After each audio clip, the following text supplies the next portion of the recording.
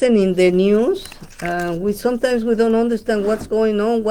I can see that in the Congress they are discussing the filibuster, and I have no, well, I have idea, but I would like if you can give us a little explanation about what is the meaning of that and how it's going to help Congress or go against them. Tell me a little bit.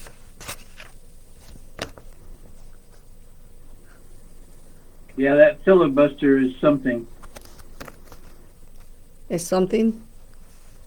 Well, you want me to explain? Yeah, a little bit, please, a little bit. Oh, well, actually, it's been around for a long time. The same guy that shot Alexander Hamilton, Aaron Burr, came up with the filibuster in the early 1800s, and it was a political procedure in which one member or of a legislative body, either Senate or representative, could prolong debate on a proposed legislation so that it would delay the entire process, even to the point of preventing a decision. Back in I think it was 67, Strom Thurmond tried to filibuster away the Civil Rights Act way back then, and it's a way for the minority to block a vote by the majority and keep legislation from going into action. It was originally designed so that the minority had a voice, so that they could be heard and be powerful in the Senate, but it's actually not very democratic, because it's an opportunity, it's a situation where the majority can keep the majority from ruling and having legislation passed in favor of the majority. So it's an effort for in legislation, it's an effort for the minority to control the actions of the majority and still maintain power.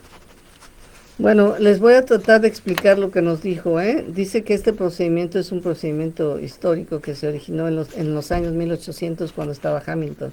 Y luego dice en 1967 otra vez, este procedimiento consiste en que cualquiera de los dos partes del Congreso, la Cámara de Representantes o el Senado, la minoría puede bloquear el que se hagan decisiones de la mayoría, porque dice a través de un discurso de hablar tantísimo tiempo que se impida que se llegue a una resolución, a una decisión acerca del voto. Ese es un procedimiento y se implementó primero para actuar en contra de los derechos civiles, del Acta de Derechos Civiles en 1967. Entonces, esto dice, es una táctica de la minoría para no permitir que la mayoría haga una decisión. This is very complex. I never hear anything like that. Why? Yeah,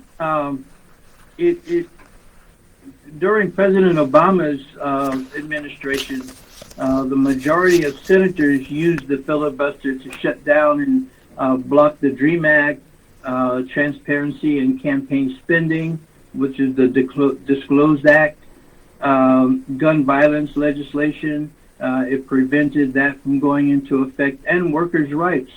All of these things would have been passed on an up and down vote, but instead they all died on the Senate floor because the filibuster allows the minority to overrule the majority and block whatever bills that they choose to oppose.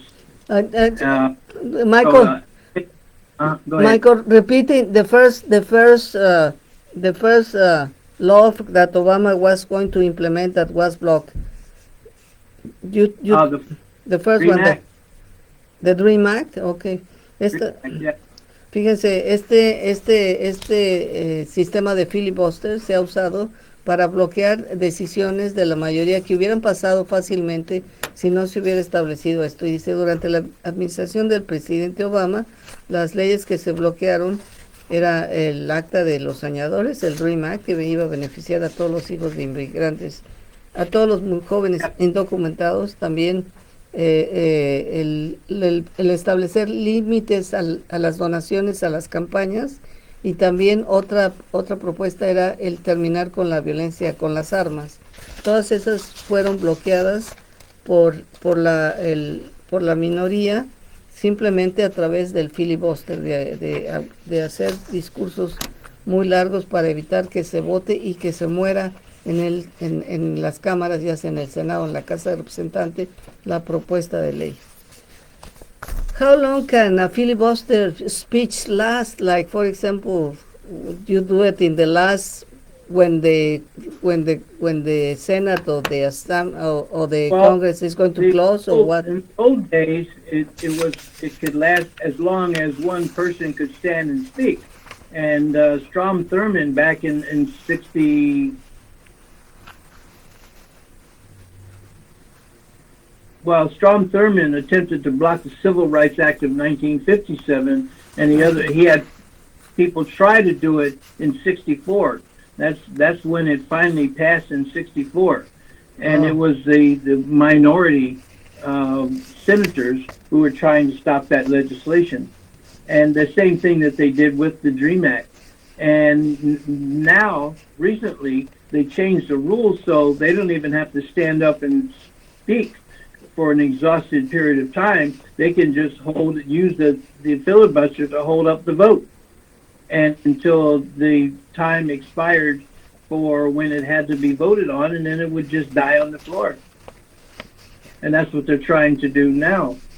But I guess they've suspended that rule, and they're going to vote up or down vote on Civil Rights Act here in the next few days. Qué interesante. It'll be interesting to see how this turns out. It's not democratic, really. It's a handful of senators who represent a small portion of the population. They shouldn't have the absolute power to veto or overrule the legislative process. That's not democracy. It's not why we're calling on. Well, that's why they're now calling on the Senate to make and fix the filibuster. That's the priority, is getting that fixed. It's not constitutional. Bueno, nos está explicando todas cómo se ha usado este proceso, y dice ahora ya el filibuster, antes tenían que hablar por un tiempo exhaustivo, dice ahora ya ni siquiera tienen que hablar ese tiempo, simplemente dejan expirar la propuesta hasta el límite y la propuesta se muere sin voto alguno. Entonces eso es la técnica, y bueno, pues dice que le parece que no es una no técnica, sino el proceso, ¿no? Que le parece que no es un proceso democrático. Michael, we are going to end this conversation, and then we are going to have some Kaiser Permanente with a doctor who is going to talk us about Cervical Health Awareness Month. That is the cervical cancer, okay? Okay. Say Cervical Health Awareness Month? Yeah. Thank you. Thank you. Bye. Bye-bye.